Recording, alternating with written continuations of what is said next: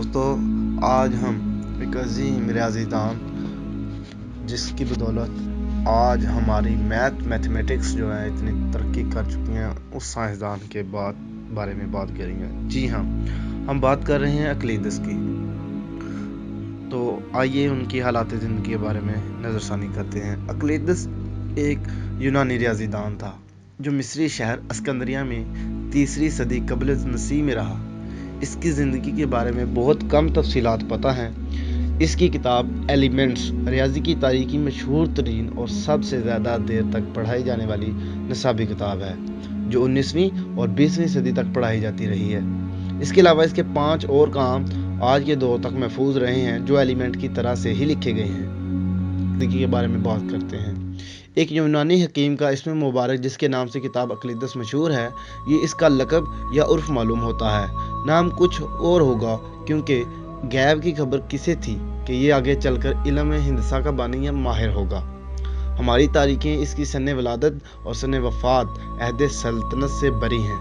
کوئی نہیں لکھتا کہ وہ کس کا بیٹا کس کا شاگرد ہے۔ نہایت تجسس کے بعد اس قدر پتہ چلتا ہے کہ وہ فرما روائے مصر شاہ پٹولمی کے عہد حکومت میں موجود تھا، جو یسوع مسیح سے 326 برس قبل سے لے کر 285 تک حکمران رہا۔ اس سے قیاس کر کے کہہ سکتے ہیں کہ اقلیدس اب سے 2200 برس بیشتر ہوگا۔ وہ دیکھنے میں کیسا لگتا تھا، اس کے بارے میں کوئی حقائق نہیں ہیں، اس لیے اس کی ساری تصویریں مصور کا تخیل ہیں۔ اقلیدس نے شہر اسکندریہ میں علم اقلیدس کا باقاعدہ مدرسہ جاری کیا تھا۔ یہ وہ شخص ہے جس نے سب سے پہلی ریاضی میں کلام کیا اور کتاب لکھی۔ اس کا قول ہے کہ خط ہندسہ روحانی ہے جو کہ اعلیٰ جسم سے ظاہر ہوا۔ مطلب ریاضی روح کا ایک علم ہے جو جسم کے ذریعے ظاہر ہوا۔ کسی نے اس سے کہا کہ تیرے تکلیف دینے میں اس قدر جان لڑاؤں گا کہ تو مر جائے گا۔ اس نے کہا کہ اتنی کوشش کروں گا کہ تیرا غصہ ہی جاتا رہے گا۔ شوقین طلباء کا غلام تھا، معاشرے میں حلیم، بردبار اور رنج و مرجاں آدمی تھا۔ کتاب اقلیدس کے علاوہ کتاب المقامات، کتاب المرات والمناظر، کتاب زہرات الفلک اور کتاب التعبیر اس کی تصنیفات سے بیان کی جاتی ہیں۔ ایک کتاب ہندسہ کا نام جس میں اشکال ریاضی، پیمائش، مجسمات و مصطلحات سے بحث ہے۔ اس کتاب کے 15 مقالے ہیں۔ بعض مورخوں کا بیان ہے کہ حکیم اقلیدس کی بڑی خوش نصیبی ہے کہ یہ کتاب اس کے نام سے شہرت پا گئی، ورنہ در حقیقت حکیم ابونیوس نے اس کے مقالے لکھے تھے۔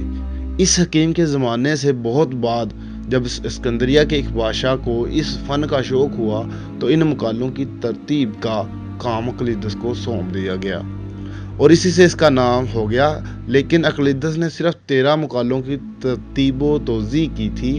پچھلے 2 مقالوں کی توزیع و ترتیب اس کے شاگرد حکیم اسکالو کے ہاتھوں سے ہوئی، جو بادشاہ کے حکم سے پہلے مقالوں کے ساتھ شامل کر دی گئی۔ اس کتاب کے یونانی سے عربی میں خلفائے عباسیہ کے زمانے میں کئی تراجم ہوئے۔ 2 ترجمے تو صرف حکیم حجاج بن یوسف کوفی نے کیے، جن میں سے ایک کو ہارونی اور دوسرے کو مامونی کہتے ہیں۔ حنین بن اسحاق آبادی مسیحی نے بھی اس کا ترجمہ کیا۔ یہ مترجم 246 ہجری میں فوت ہوا۔ اس کے علاوہ اور بہت سے فاضلوں نے یہ کام کیا، بلکہ اب تو تقریباً ہر ایک زبان میں اس کا ترجمہ ہو گیا ہے۔ کچھ تاریخی حوالے پروکلس اور پاپوس الاسکندری سے ملتے ہیں، جو کہ اس کی زندگی کئی صدیوں بعد لکھے گئے۔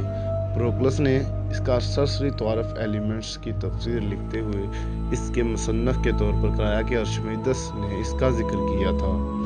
بطلیموس اول نے جب اس سے پوچھا تھا کہ ہندسہ سیکھنے کا کوئی آسان طریقہ ہے تو اقلیدس نے جواب دیا کہ ہندسہ کے لیے کوئی شاہی رستہ نہیں ہے۔ ابھی تک یہ مانا جاتا ہے کہ اقلیدس اپنا کام ارشمیدس سے پہلے لکھ چکا تھا۔ امید کرتا ہوں آپ کو یہ ویڈیو پسند آئی ہوگی۔ نیکسٹ ویڈیو میں ملتے ہیں۔ اللہ حافظ۔